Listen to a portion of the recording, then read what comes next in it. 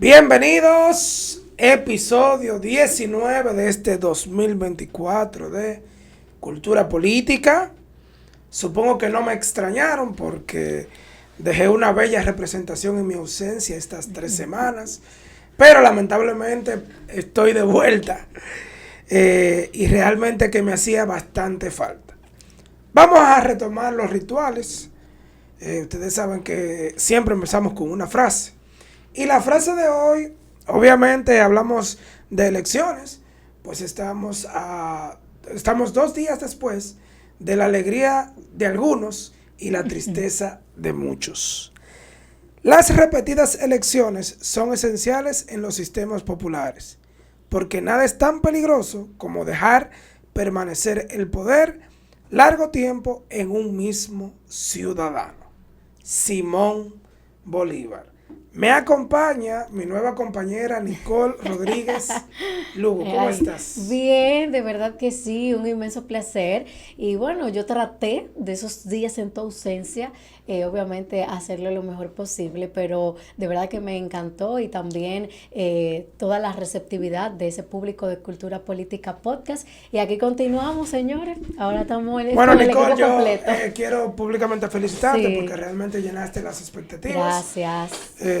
Inclusive sobrepasándolas. Ujú. Yo vi los Amén. episodios por temas laborales y cuestiones de, vamos a decirlo bonito, gobernabilidad corporativa. Uepa. Estábamos muy atareados en esos días, pero ya Sí, pudimos resolver. muy bien. Tenemos un invitado Ujú. que yo, la verdad, hasta que me lo presentaron aquí, o sea, nos propusieron que venía, no lo conocía, pero estuve estoqueándolo un poquito en sus redes. Sí, Veo que es articulista. sí, Creo también. que he leído algunos de sus artículos, pero la memoria no me da para más o menos Ujú, recordarlo, ujú. pero creo que sí. Estamos hablando nada más y nada menos que de Randy Estrella, politólogo, comunicador y articulista. ¿Cómo estás, Randy? Saludos, Bienvenido a estimado, Cultura saludos. Política Podcast. Saludos, Nicole. Nicole, que es una gran amiga, siempre buena moza y con las Ay, uñas Dios bien mío. arregladas.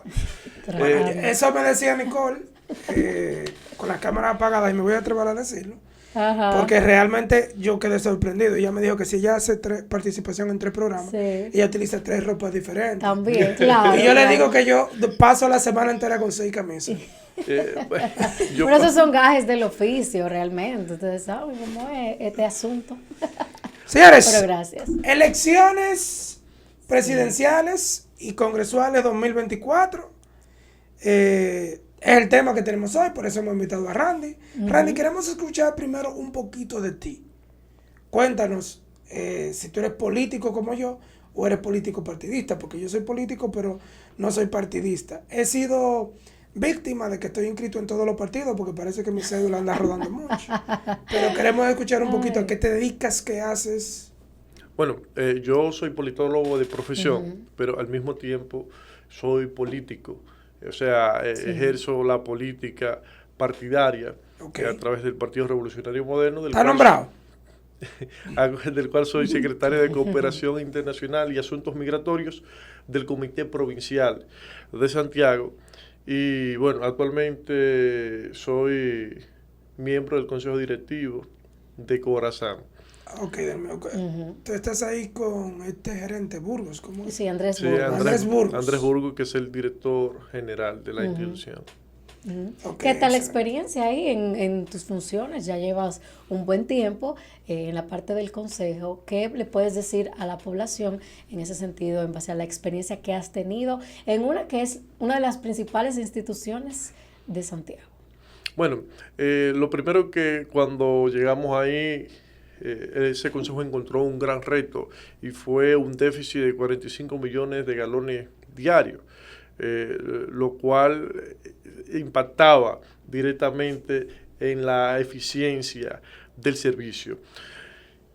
Actualmente ese déficit ha sido reducido a 7 millones de galones diarios y ya se está interviniendo la planta de Noriega 1. Cuando se concluya a final de año, vamos a pasar de tener un déficit de 7 millones de galones diarios a tener un superávit.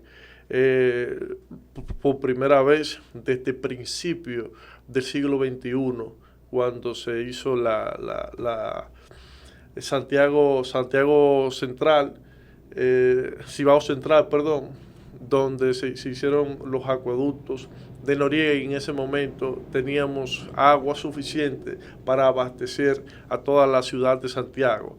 Pero a partir de ahí Santiago empezó a crecer y no se le hacían las inversiones en infraestructuras de acueductos para que pudieran equilibrar el tema de la oferta y la demanda. Andrés ha venido haciendo un gran trabajo desde la Corazán y es muy visible. Aparte de eso, el tema de las aguas residuales, cuando encontramos que se estaba recolectando el 20% de las aguas residuales en Santiago, actualmente se está recogiendo el 28%, es decir, se ha incrementado un 8% en los últimos 3 años. Ok, ese déficit de agua o del suministro del agua, ¿a qué es debido o cuál sería la razón por la cual teníamos tanto tiempo con ese déficit y qué es lo que ustedes están haciendo concretamente para satisfacerlo? Bueno, se da por 2 razones fundamentales. Una, la falta de mantenimiento de las plantas de tratamiento lleva a que la capacidad de las plantas, o sea, la capacidad de producción de agua de la planta se reduzca, una, y dos, el tema del crecimiento poblacional, o sea, la cantidad de personas que vivían en Santiago hace 20 años no es la que vive hoy, más personas consumen agua, además de eso, que Santiago está creciendo hacia arriba. Antes, en un perímetro de 100 metros, habían 5 casas, por poner un ejemplo, pero hoy hay 20 apartamentos, lo cual Santiago al crecer hacia arriba, lo que antes había una vivienda, ahora son 4, 5, 6, y en el caso de las torres pues llega hasta 10 y más. Sí, demanda más agua, naturalmente. Pero bueno, mencionabas al inicio que Randy es politólogo y también hablábamos de esa ya resaca electoral que todavía estábamos viviendo.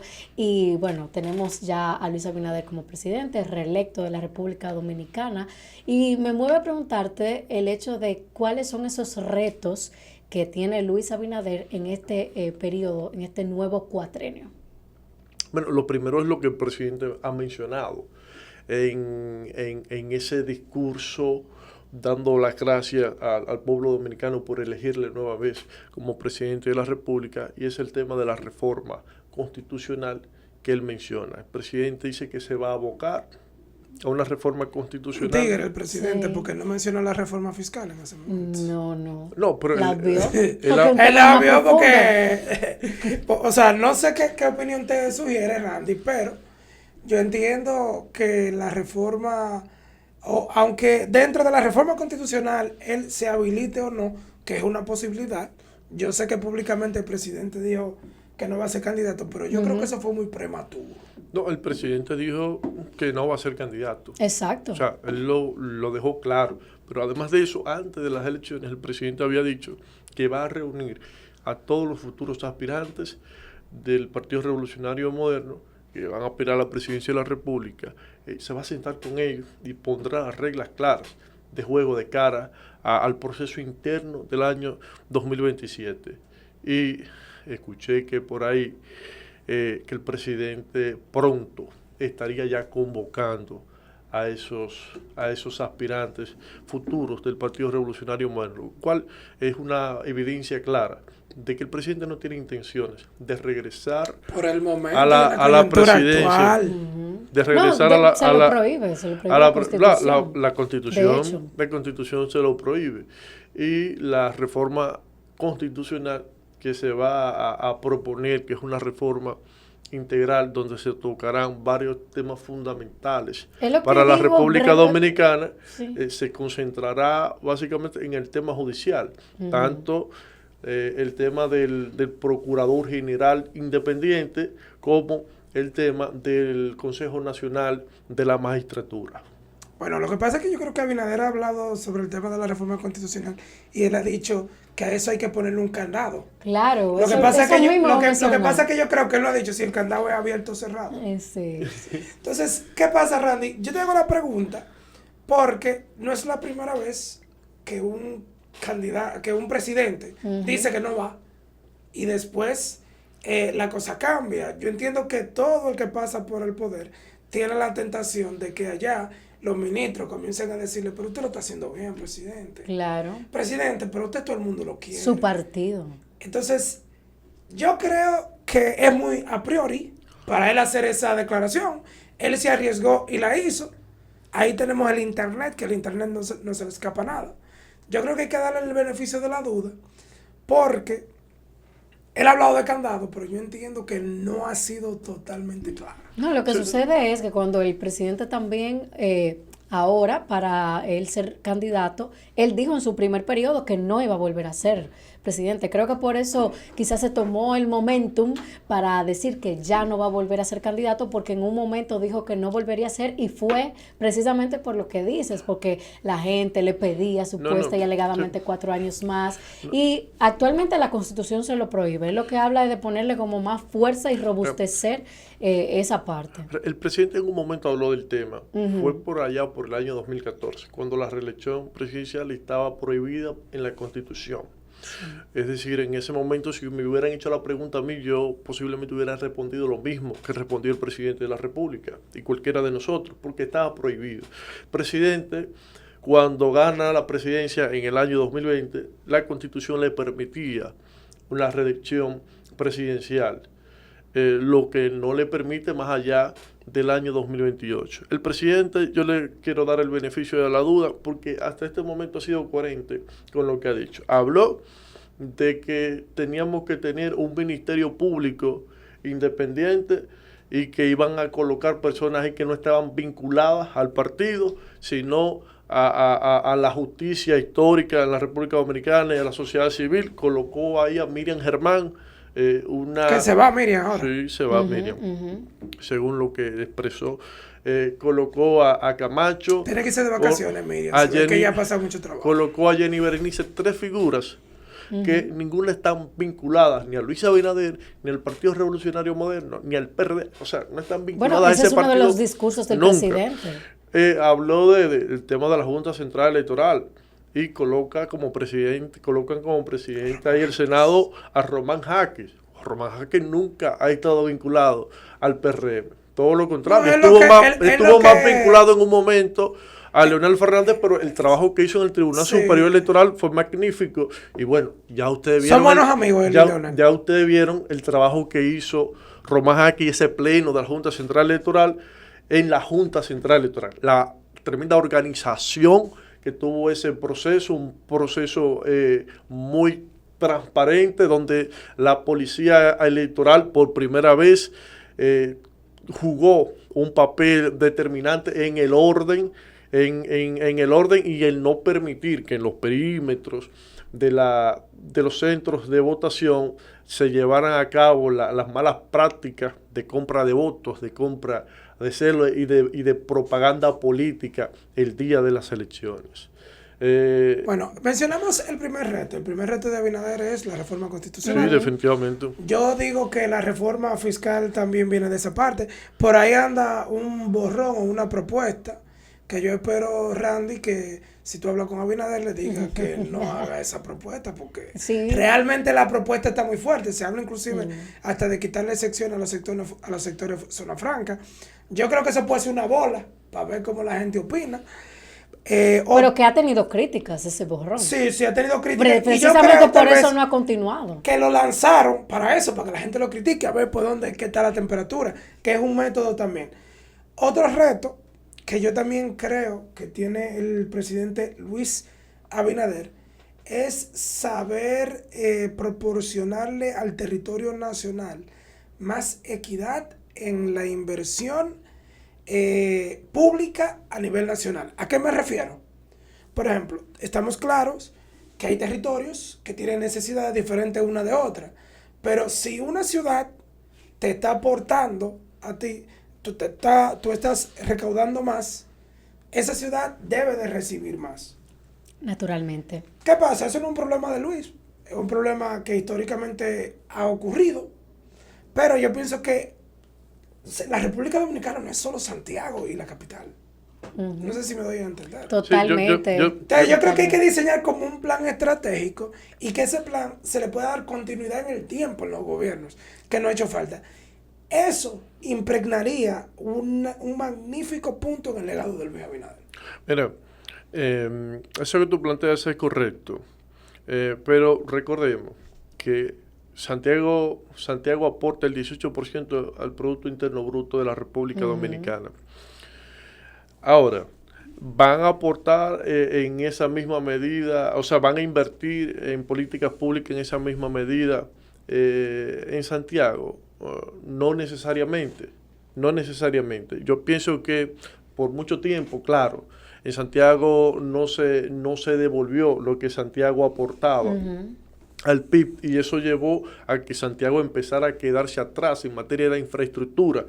Y como consecuencia de eso, pues Santiago empezó a quedarse atrás en materia de inversión privada, porque los inversionistas privados al final terminaron yéndose todo a Santo Domingo, porque allá era que estaban las áreas acondicionadas. Más posibilidades de todo. Habían hecho las inversiones en infraestructuras, en conectividad, y Santiago lo dejaron atrás. Pero ahora vemos que con las inversiones que está haciendo el gobierno dominicano, monorriel, teleférico, la ampliación de la autopista Duarte, las inversiones en materia de agua potable, en materia de aguas residuales y otras inversiones muy significativas. Vemos cómo en Santiago se está convirtiendo en un polo turístico. Están construyendo al mismo tiempo 5 hoteles, 5 estrellas, se están haciendo grandes inversiones industriales, y es fruto precisamente de eso, porque las inversiones privadas van de la mano con el acondicionamiento que produce la inversión pública.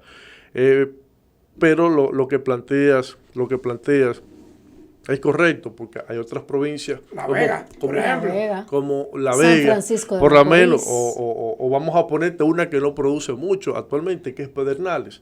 Pedernales no aporta mucho al PIB, pero si nosotros hacemos una inversión directamente proporcional con lo que aporta al PIB, entonces Pedernales se va a quedar siempre en el atraso. Claro. Entonces, el gobierno tiene que diseñar una estrategia, hacer una inversión pública importante y estratégica en esa provincia, desarrollarla turísticamente, y vamos a ver cómo dentro de unos años va a empezar entonces a aportar de manera significativa al Producto Interno Bruto de la República Dominicana. Sí, ahora que mencionaron a Pedernales, yo estaba bromeando mucho porque no sé si ustedes siguieron los boletines de cerca.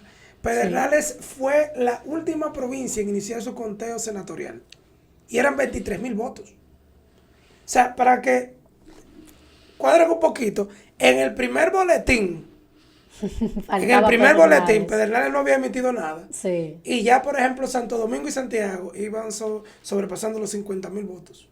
Sí. Entonces, yo me pregunto, no sé si ustedes conocen la razón, ¿por qué ocurrieron esas cosas? Porque lo que hemos ido a Pedernales sabemos que hay 23,000 personas, pero de esos 23,000 hay 10,000 que están fuera del país. Claro, o sea que es menor la incidencia de los votos. Yo entiendo que eso tiene mucho que ver, obviamente, un subdesarrollo profundo que existe en Pedernales, quizás el tema de la capacitación de los delegados, todo ese tipo de cosas son las que inciden para que un boletín se emita a tiempo o no. El mismo tema de la conectividad de los aparatos que envían las informaciones a la Junta, ese tipo de cosas pueden suceder, y es natural de la zona geográfica en que se encuentra Pedernales y también de su situación de desarrollo. O sea, ese tipo de cosas pudieran incidir. Lo que yo veo que debe de llamar poderosamente la atención es precisamente lo que acabamos de plantear, es que las provincias que están en extrema pobreza han estado así por muchos años.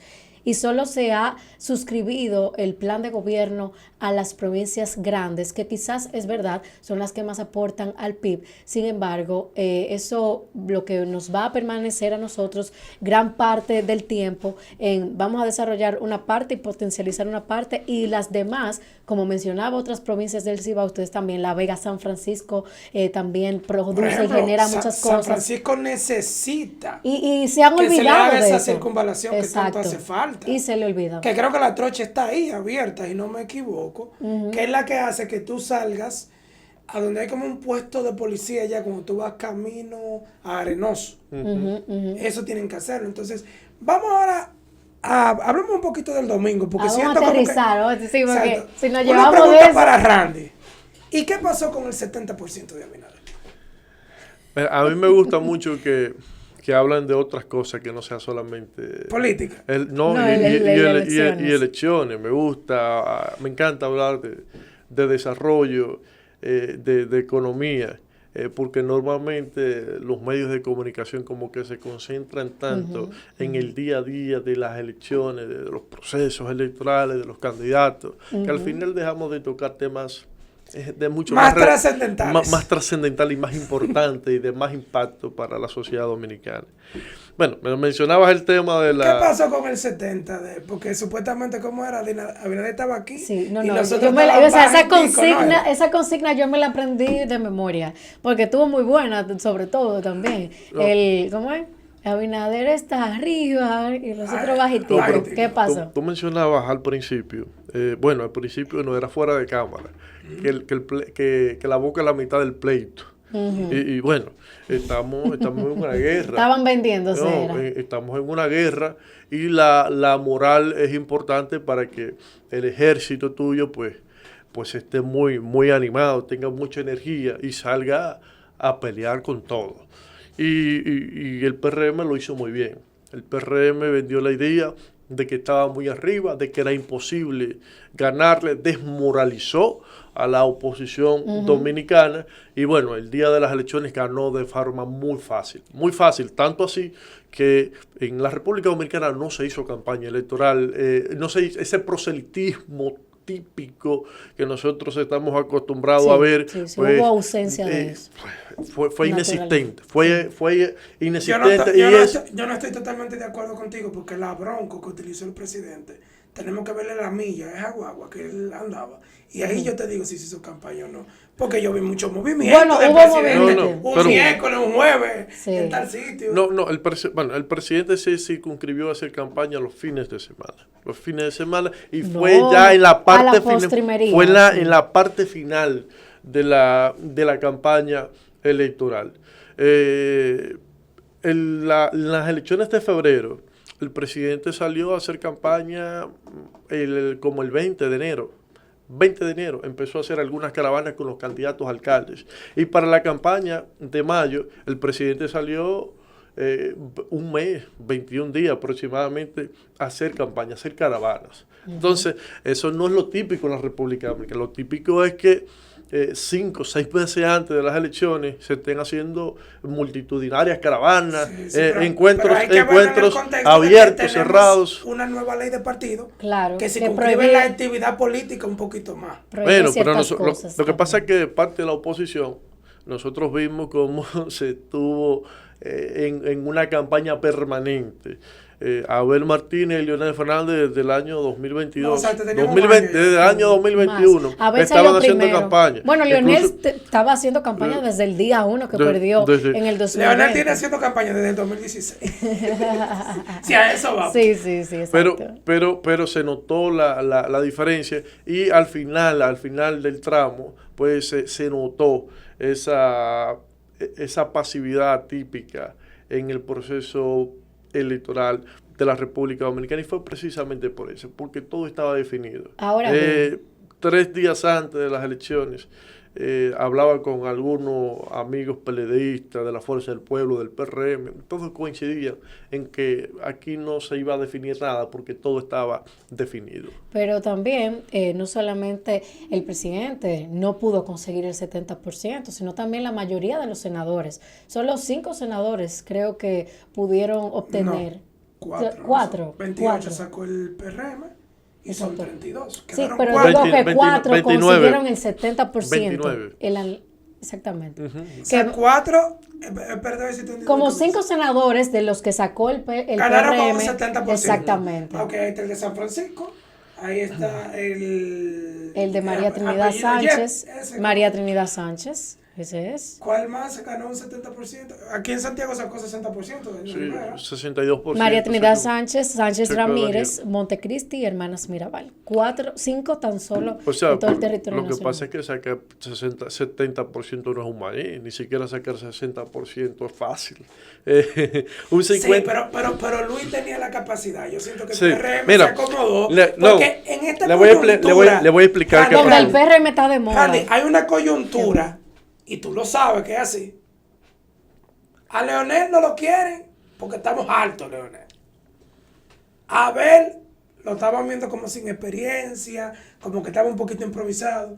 Y tenemos a este hombre que en el 2020 cogió el país en una crisis, porque Abinader ya tiene que dejar el discurso de crisis, pero él está diciendo la verdad, lo cogió en un mal momento y supo trillar ese camino hasta donde estamos hoy, que estamos mejor que en el 2020. Totalmente. Sí. Entonces yo creo que bajo esa coyuntura, yo me quedé esperando ese 60. Es más, yo pensé que él iba a romper el récord del porcentaje obtenido más grande en la política moderna, que es de Danilo con 62. Yo le voy a explicar por qué Luis Abinader no logró el 60% y no logró romper ese 61% de Danilo Medina. Es básicamente porque no se lo propuso. Es porque puso la legitimidad por encima de ese porcentaje. Históricamente, la República Dominicana es un porcentaje significativo de los dominicanos que votan porque le pagan. Es decir, esos que venden el voto por 500 pesos y un picapollo. Yo le invito a que hablen con compañeros del PLD, de la Fuerza del Pueblo, del PRM, y van a coincidir todos en que en este proceso de votación no hubo logística. No hubo logística. Se quedaron esperando. La famosa palabra que se usa Se tanto quedaron para las esperando elecciones. los recursos económicos. Y fruto de eso, ese 15% de la población que vota porque le dan su 500 pesos, no fue a votar a las elecciones. Y que normalmente es quien le da esos recursos, es el partido oficial, porque es el que tiene más recursos económicos. Claro. Entonces, Luis Abinader decidió hacer una política diferente, decidió llevar a cabo un proceso más equilibrado, cuestión que cuando concluyera el proceso electoral no ocurriera como en el año 2016, que la oposición no reconoció el triunfo de Danilo Medina pese a ganar con el 62%. Ahora, Luis Abinader gana con el 57% y la oposición sale a reconocer el triunfo del presidente del presidente Abinader y es precisamente porque esa oposición no se sintió atosigada el día de las elecciones porque no había nadie con alguna carpa o en algún lugar comprando cédula, comprando votos y de cierta forma mira, yo lo veo atosigando a la manera. oposición. Leonel llamó de una vez a Abinader porque Omar ganó. Lo primero. Segundo, él lo llamó de una vez porque Leonel Fernández fue el que tuvo el crecimiento más exponencial. Sí, No fue un sí, 5% que sacó la última vez. Ahora sacó un 20 y pico. Sacó un 26. Y Veintiocho. Abel, que yo creo que fue un cambio de asesores que él tuvo. Sí, en los últimos 3 meses. Después del debate. Tarde, sí. No, ya en el debate él tenía los Después de un asesores. mes, o sea, antes de un mes de las elecciones, para atrás, Abel hizo su mejor campaña política. Y lo hizo muy bien, su desempeño fue muy bueno. Yo estuve en el debate presidencial de manera presente. Qué bien. Y yo había escuchado hablar a Abel siendo alcalde, y ahora lo escucho siendo presidente. Candidato presidencial. Y la verdad, o sea, el tipo como que en 2 meses, 3 meses cambió. Pero fue tarde. Sí, fue tarde, pero lo que te digo, yo creo que esa era parte Pero de la recuerde. de Abel, que publicó un videito llamándolo ahí, cuando ni siquiera el boletín estaba caliente todavía. Bueno, eso tiene mucho que ver con muchos factores, quizás también la abismal diferencia en los porcentajes, que ya cuando hay una tendencia se mantiene, la credibilidad de la Junta. Hay muchas cosas que quizás le motivaron a desde el primer boletín hacer esas llamadas. Y en el caso de Abel, recuerden que sí, realmente cambió de asesores, lo hizo lamentablemente un poco tarde, y digo lamentablemente porque yo era de una de las que quizás no pensé que iba a tener un porcentaje tan bajito.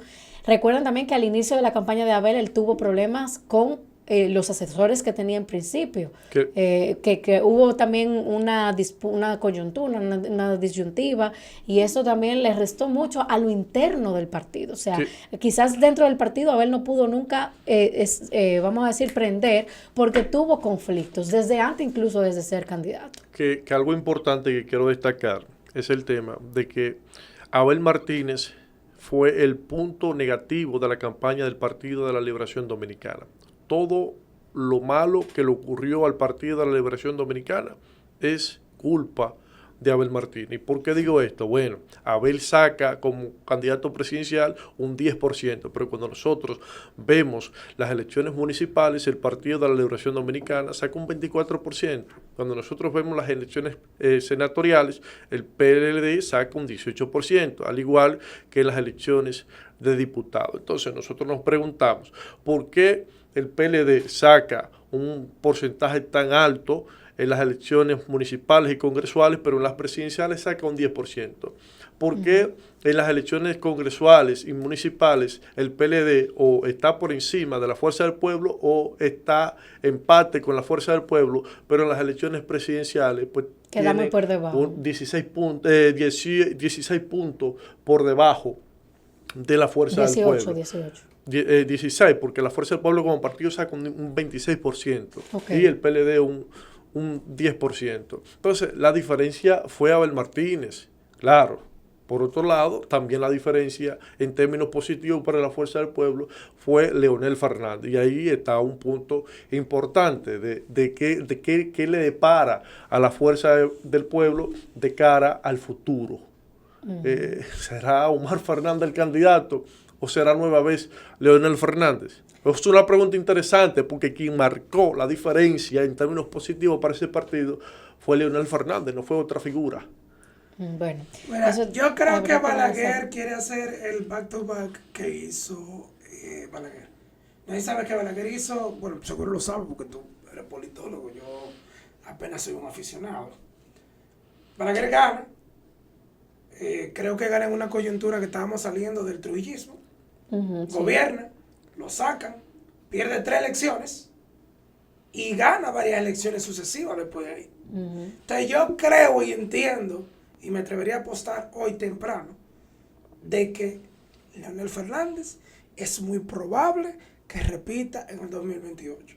Escenario donde yo entiendo que él no repita como candidato, que el candidato que obtenga el PRM o que se proyecte como candidato no tenga tanta fuerza. Y digo, bueno, yo creo que Omar se puede colar aquí, porque él tiene que proteger la joya de la corona, que ahora mismo es Omar, que le ganó a Guillermo Moreno y a todos los presidenciales. Al PRM y al Estado Dominicano. Mira, o sea, a todos. Bueno, no es tan así. Al final los que votan por Omar son los del PRM, son los que votan por Luis, son los que votan por los diputados del Partido Revolucionario Moderno. Hubo una diferencia de 70.000 votos entre los diputados del PRM y el candidato a senador de Alianza País, Guillermo Moreno, lo cual es una evidencia clara de que por las razones que sea, esos 70.000 PRMistas decidieron votar por Omar y no por Guillermo, por las razones que sea. Pero porque yo pienso que el candidato ideal de la Fuerza del Pueblo hoy sería un poco prematuro de nuestra parte hablar acerca de esto, pero al día de hoy, mañana puede cambiar, sería Leonel Fernández. Bueno, porque Leonel es que marca la diferencia en este proceso electoral, es Leonel. El PLD mostró mayores estructuras que la Fuerza del Pueblo en los demás niveles de elección, donde se marca la diferencia de lo presidencial y que la marca es Leonel Fernández sobre Abel Martínez. Duplicó el porcentaje. Sí, imaginemos que los candidatos con las estructuras que tiene Fuerza del Pueblo y el PLD al día de hoy, que los candidatos para el 28 sean Juan Ariel Jiménez por el PLD y Omar Fernández por la Fuerza del Pueblo. Pregunto yo, ¿cuál es la diferencia entre esas dos figuras? Bueno. ¿Cuál es la diferencia entre esas dos figuras? La experiencia en los cargos electivos, Juan Ariel Jiménez no la tiene. La experiencia en cargos electivos, que quizás Omar la tiene. En cargos electivos exacto. no, pero fue ministro de Economía. Pero además de eso, a diferencia, en el caso de Juan Ariel, como la figura que se vende, el perfil que se vende de él, es que es un intelectual. Creo que es un back office. Un intelectual. Yo no lo visualizo como candidato. Un intelectual de la política. No por ahora, por lo menos. No, pero el jovencito es bueno. Tiene una buena oratoria. Pero entonces tiene una buena figura. Tiene una gran capacidad de responder a los medios de comunicación, pero además de eso. ¿Y qué tú vas a hacer además de eso, pese a no ser candidato nunca, pues cae bien también a la población. Abel Martínez, porque Abel Martínez se supone que deberíamos... Abel Martínez va a ser director de migración en el próximo gobierno. Mira, Abel Martínez. Claro, el futuro de Abel entonces. Lo que pasa es que director de migración en el próximo gobierno. Abel tomó el PLD en un 30%, lo dejó un 10% en la candidatura presidencial. Entonces, una figura de ese tipo, cuando su partido en los demás niveles de elección estuvo muy por encima de él, no puede mantener, no puede exigir otra candidatura. ¿Para qué? Para que nos lleve al 5% ahora. Es lo lógico. Yo pienso que si Abel hubiera competido, hubiera sido diferente. Ahora, ¿qué tiene Abel que ofrecerle al Partido de la Liberación Dominicana como candidato presidencial ya? Cuando hay otras figuras jóvenes con un gran perfil y con una gran proyección que pueden ser el candidato de ese partido político. Sí, eso hay que ver, pero creo que estamos un poco prematuros porque estamos a unos solo pocos días. Quizás alguna de esas cosas pudieran pasar. Créeme, ese es el cargo de Abel en la próxima gobierno. Director de migración, porque le gusta mucho. Le apasiona el tema migratorio. Le gusta hablar de haitiano. Otra de las cosas que quizás es importante analizar del domingo y que se ha dicho ya incluso en los medios de comunicación fue la ligera o alta abstención que hubo del voto en estas elecciones y también de un sector muy importante que iba a definir contra todo pronóstico estas elecciones, que fueron los jóvenes y las mujeres. En sentido general, ¿qué te parece eso? A mí me sorprendió bastante y definitivamente es muy negativo para la democracia dominicana. Totalmente. Entiendo que si la población dominicana, si el pueblo dominicano, si la juventud y la mujer de la República Dominicana dejan de participar en la política de forma activa o de forma pasiva, empezamos a lacerar la democracia, porque minorías empiezan a decidir sobre las mayorías y en algunas ocasiones no hay ningún tipo de inconveniente con eso, porque se eligen figuras que creen en la democracia, que creen en el Estado de Derecho, que creen en el desarrollo, pero en otras ocasiones, como ha pasado en países europeos, como en Reino Unido, con el Brexit y Boris Johnson, donde en menos del 30% de la población votó en ese referéndum, al final terminaron sacando a Reino Unido de la Unión Europea, y eso ha traído consecuencias negativas para esa nación, para ese país. Pero también nosotros hemos visto eso en otros países en la región. El caso de Brasil, cuando se elige a Bolsonaro, ultraconservador populista, que al final desplomó la economía brasileña a tal punto que Brasil, de ser una de las principales 10 economías del mundo, pasó a ser una de las 20 economías, quedó en el puesto 18 en ese entonces. Vuelve Lula da Silva y Brasil está en la posición número 9 actualmente. Pero nosotros podemos buscar otros ejemplos en Argentina, en Centroamérica, también podemos buscar ejemplos. Entonces, lo que más conviene a la democracia, lo que más conviene al desarrollo es que la gente se involucre, que participe en la política, que ejerza su deber de votar y que las autoridades que se elijan pues sean con el mayor porcentaje posible para que tenga la mayor legitimidad posible. ¿Qué pudo ocurrir? Claro. Que tuvimos esa abstención que estuvo fuera de lo normal. ¿Por qué digo fuera de lo normal? Porque históricamente la abstención promedio en la República Dominicana es de un 30%. Vota aproximadamente el 70% de la población en las elecciones presidenciales. En las elecciones municipales, la abstención histórica es de un 51%. En las elecciones de febrero fue del 53%. Estuvo dentro del margen. Por eso a mí no me preocupó la abstención de febrero, porque es lo normal históricamente. Ahora, yo pensé que la abstención ahora iba a ser dentro del margen, iba a estar dentro de lo normal, pero vimos que está un 15% por encima del promedio histórico. ¿Qué pasó? La gente sabía que Luis iba a ganar y no salió de su casa. Bueno, eso es un punto. Eso es un punto. La gente pudo pensar que Luis Abinader iba a ganar y no salió a votar. Pero hay otro elemento que es lo que mencionaba ahorita, es el tema logístico, el tema del dinero.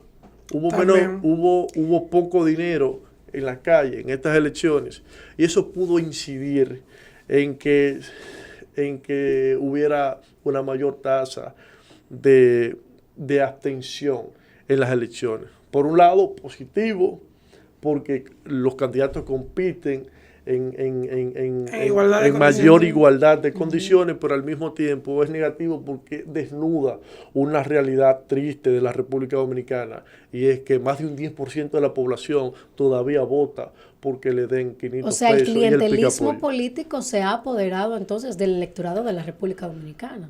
Eso es lo que se infiere. De una buena parte del electorado.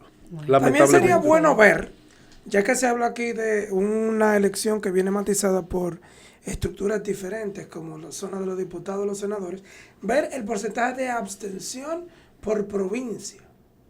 Eso sería importante ver ese número, porque vamos a estar claros. Yo sé que tú eres PRMista y todas esas cosas, pero igual que en todos los partidos, hubo gente que ganó que por lo menos para mí no representa los valores que quiere representar el liderazgo del PRM. Y lo mismo le pasó al PLD, y lo mismo le pasó al PRD, le pasó al Reformista Social Cristiano, etcétera, etcétera. ¿A qué me refiero? A cómo personas que ganaron diciendo lo que van a hacer, que van a ser senadores, que van a ser diputados, pero no me dijeron lo que iban a hacer. Las propuestas, o sea, hubo una campaña ausencia de propuestas. Estuvo un poquito ausente de propuestas, por lo menos en los niveles de diputados. Yo diría, en los senadores se habló un poco de propuestas por el tema del debate. Que los obligó. Porque a un debate a eso. Tú no vienes a decir consigna ni a decir propaganda. Tú tienes que hablar con propiedad para quedar bien. Sí. Entonces también yo creo que eso influye, y yo lo veo por el lado positivo. Si no hubo logística ni hubo dinero para que la gente fuera a votar, y ahora tenemos una abstención, si seguimos manteniendo las elecciones como va, las personas van a comenzar a tomar conciencia. Mira, a mí me preocupó bastante eso. Yo creo que lo había hablado con Nicole en privado, de que muchos de los candidatos eran candidatos de Instagram. La foto, los videos, de TikTok, muy bien producido, todo un show de la política, pero ausencia total de propuestas. Yo no sé lo que propusieron sobre las AFP, qué piensan sobre las ARS, qué piensan sobre el sistema educativo de la República Dominicana, qué piensan sobre la pobreza en la República Dominicana, qué piensan sobre las inversiones que se deben hacer y las políticas públicas que se deben implementar en las circunscripciones donde ellos estaban buscando el voto, y eso es preocupante, porque ahora, ¿cómo le exige a la gente que haga lo que dijo si no dijo nada? O sea, ellos están en su ellos están en su legítimo derecho y su legítimo deber de hacer lo que dijeron, pero si no dijeron nada, ¿qué van a hacer? Bueno, la verdad, esto ha sido un episodio sin desperdicios. Totalmente. Yo recalco, me quedé esperando el 60 por lo menos de Luis. Me hace sentido, lo que dices. Te expliqué por qué no se logró. Que Luis no quiso, no se lo propuso. Luis no estuvo en su agenda. No se lo propuso. No estuvo en su deseo. No, puso por encima la legitimidad. Ya. La legitimidad y el tema, lo más importante para Luis es el legado que va a dejar. En tema de transparencia, en tema de justicia, en tema de administración pública, en tema de inversión pública y en términos de justicia electoral y en términos del aporte que va a ser en sentido general al sistema político de la República Dominicana. Dentro de unos años, cuando veamos a Luis Abinader en frío, como podemos ver a otros candidatos que ya no aspiran, como Hipólito o como Danilo Medina, cuando lo vemos en frío, vemos los aportes que hicieron, el legado que llevaron a cabo, que dejaron en la República Dominicana. Así vamos a ver a Luis Abinader y a Lionel cuando decida no aspirar más. Excelente, bueno, esto ha sido todo por la tarde de hoy en Cultura Política.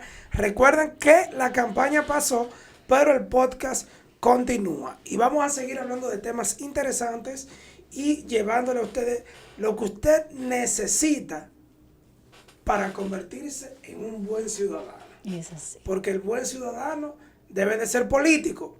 Los que repudian la política son los que permiten que otros decidan por ellos y que otros construyan la nación que ellos quieren, no la que tú y yo queremos. Hasta la próxima. Bye, bye.